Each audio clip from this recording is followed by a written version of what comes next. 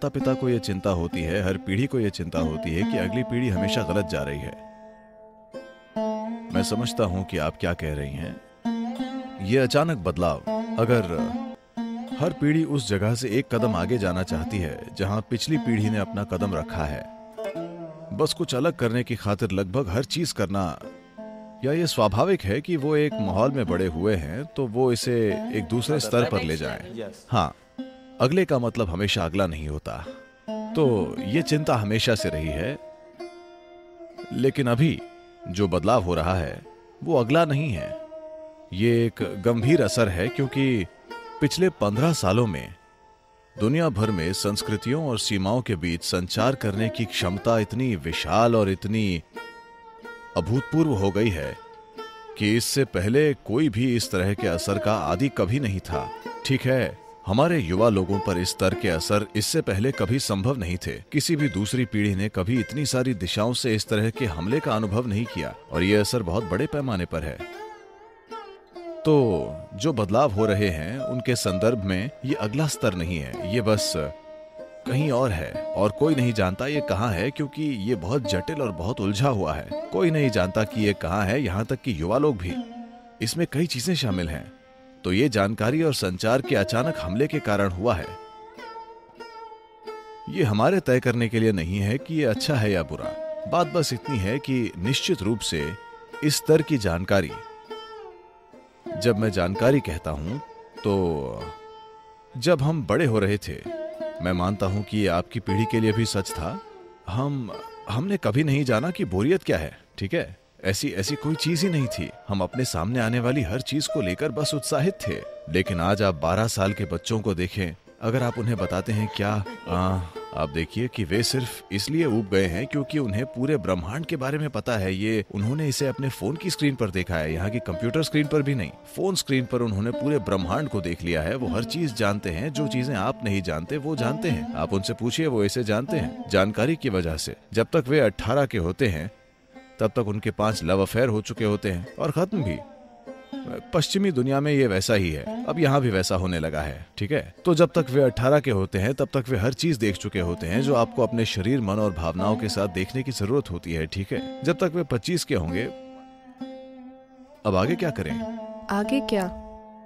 आप देखेंगे, मेरी कामना नहीं है, लेकिन ये मैं कह रहा हूं, जिस तरह से लोगों के दिमाग काम कर रहे हैं, जिस तरह से वे जानकारी के साथ लादे जा रहे हैं, मैं किसी भी तरह से एक निराशावादी व्यक्ति नहीं हूं, लेकिन मैं देख रहा हूं कि अगर जानकारी का ये स्तर जारी रहा और आने वाली पीढ़ियों के लिए ये कई गुना बढ़ जाएगा, तो आपको आश्चर्य नहीं होना चाहिए अगले 50 से 100 सालों में अगर 50% मानव आबादी आत्महत्या करना चुनती है, तो आपको आश्चर्य नहीं होना चाहिए, क्योंकि दिमाग के साथ यही होगा।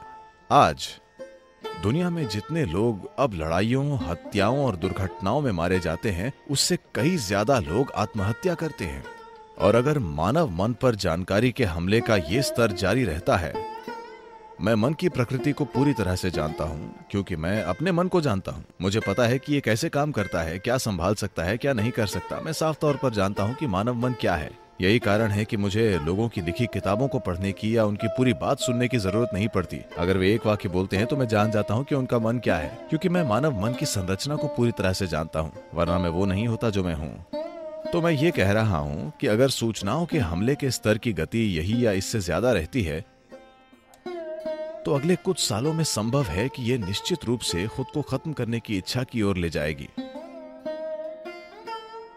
क्योंकि जीने के लिए कुछ भी नहीं होगा। किसी भी चीज को लेकर खुशी और उत्साह बाकी नहीं रहेगा। आप पीछे मुड़कर खुद के जीवन को देखिए। आप में से जो 50 साल से अधिक के उम्र के हैं, बस पीछे मुड़कर अपने जीवन में देखिए। जब आप 12-15 वर्ष के थे, क्या तब आपके पास किसी चीज से ऊबने की कोई गुंजाइश थी? आप बस हर छोटी चीज को लेकर उत्साहित रहते थे, है ना? आज आप देखेंगे कि ये लगभग एक सामान्य बात है कि 12-15 साल के बच्चे बोर हो रहे हैं। केवल एक चीज है।